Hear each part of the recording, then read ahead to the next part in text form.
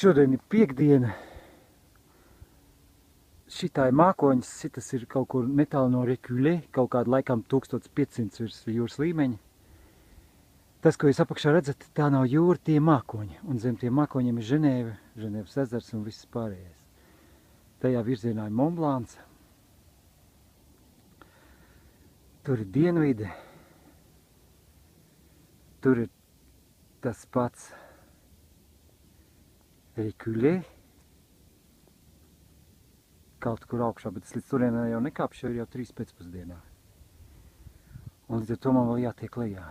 Jāizkāp cauri mākoņiem tādā pelēkajā, tādā ļoti pelēkā dienā, drūmā gandrīz vai. Šeit kaut kur netāli ir robeža, kur beidzās mākoņi. No tā.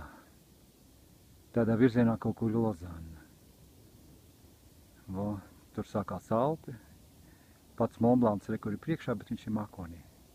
Tas ir Mont Blanc, jo gals ir mākonī.